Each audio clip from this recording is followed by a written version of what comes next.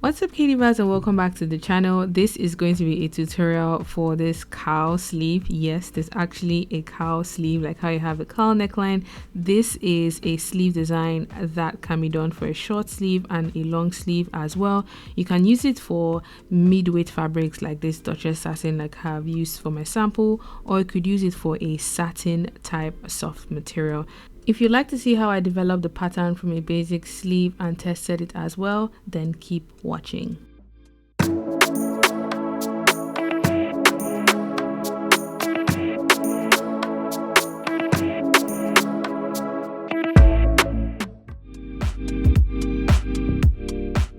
During one of my very many browsing on Pinterest, I found this really cool sleeve design that it's not a puff sleeve, it's not a pleated sleeve, it's not a gathered sleeve, but has the ability to add volume to the sleeve head, and you can fold in the pleats and you can add as many pleats as you like. So I'm going to be developing this sleeve design from a basic sleeve. This is a short sleeve pattern, and I've shared how to create a sleeve pattern in a previous tutorial. So if you don't have a basic sleeve to work from, you can check out the tutorial to create yours if you would like to. Now I have my pattern here, and I'm going to be folding it in half like this down the middle. This would help me create the curved lines in a symmetrical form on both sides. Once I have it folded like this, I'm going to be marking 1.5 inch below the sleeve head and repeat it twice. Now these are going to be our slash lines, so you can add as many pleats or as many folds as you like to your design. And I'm just going in here to curve this upwards to the sleeve curve edge, and I'm going to be drawing it from the folded edge all the way to the other side where the actual curve of the sleeve is. Now once I had this drawn in place, I'm going to be transferring the curve using a tracing wheel. If you don't have a tracing wheel, you can just turn your pattern to the other side and trace off the lines so you have symmetry on both sides of your pattern. Now I'm just going in here to draw in the lines or the holes that I punctured with my tracing wheel, so I have full connected points that I'm going to be slashing into the different parts that this sleeve design has.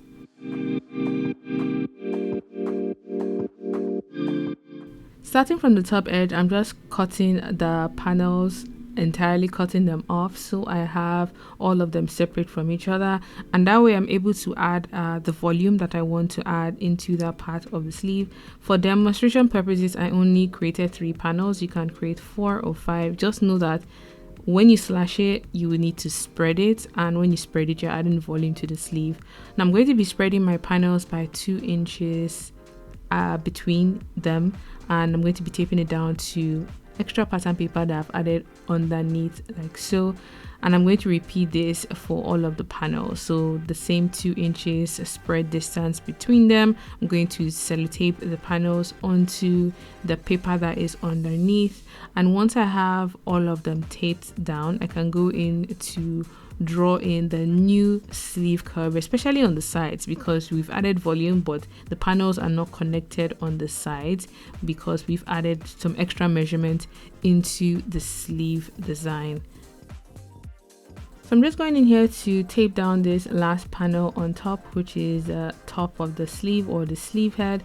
And once I have that taped in place, I'm going to grab my pattern master and draw in the new curve of the side seam for the front and for the back, connecting them together in such a way that we have like a smooth, even curve from the top all the way down to the side. And once everything is connected, the pattern already had seam allowance, so I don't need to go in to add seam allowance again, but this is the point where you add your seam allowance and add your grain line. Now I'm drawing a long vertical line that divides the pattern into 2 right down the middle, and we're going to be slashing along that line again. Now I'm going to cut out the pattern first before slashing, so that way I have room to actually manipulate the pattern the way I want. And I'm going to be cutting from the top end to the bottom. Now you want to cut as close as possible to the bottom edge. Don't cut it so they are separate panels. You want to have them linked by just a tiny bit at the bottom, and then we're going to be spreading the sleeve head. On the sleeve head, I spread it by about 5.5 inches. You can add even more if you want a very dramatic volume on top of your sleeve. Once that is spread to your liking, you can tape it down to some extra pattern paper underneath. I think it's no secret that I love to slash and spread stuff, because that way you're able to add interesting volume to pattern pieces. Once that is all spread, I'm just going in here to connect the sleeve head, so we have, you know, one concise seam on top there, and then I'm curving in the bottom so it's nice and smooth and I don't have like an angle on the bottom of the sleeve. So I'm just cutting out the excess paper that I don't need and prepare my pattern to be cut onto fabric.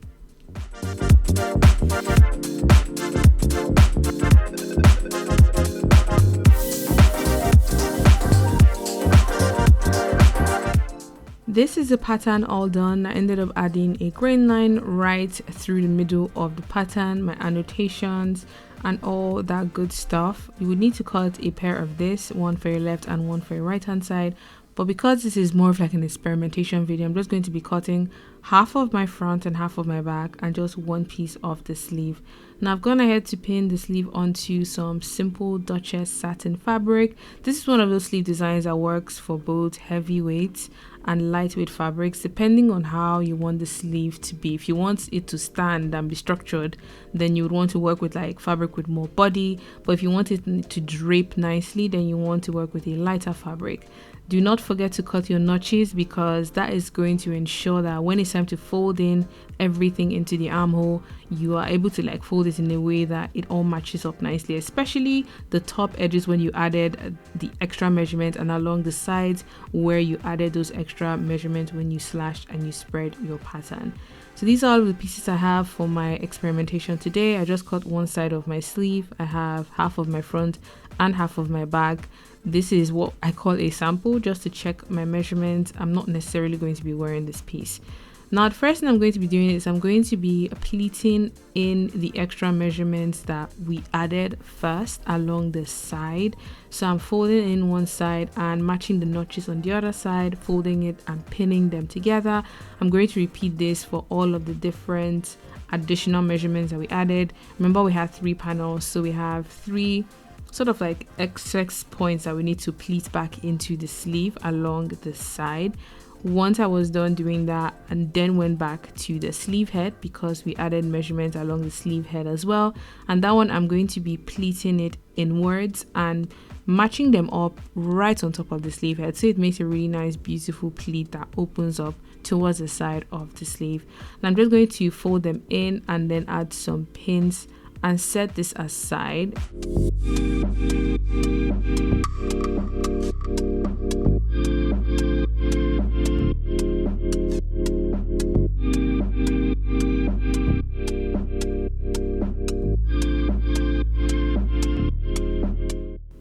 Next up, I'm going to join the shoulder seams of my front to my back, putting right sides together. I'm just going to be sewing on a 1 centimeter seam allowance, which is what my pattern had.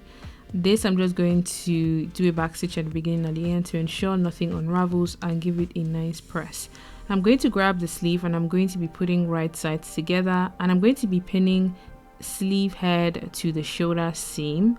And then I'm going to be pinning front side of the sleeve to the front side of the bodice and back side of the sleeve to the back side of the bodice. Once I just pin this in place, I will still keep the pleated points of the sleeve. I leave all those pins inside, so it just keeps everything intact. And I'm going to be sewing the sleeve into the armhole.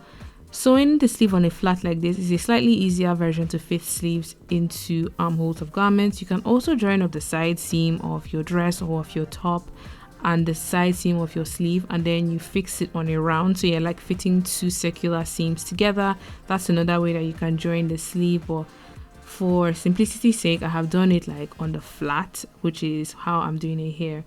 Once they are all stitched in place, I'm going to fold them together, and I'm going to be sewing up the side seam of the sleeve and the side seam of the bodice, and in one go join both side seams together.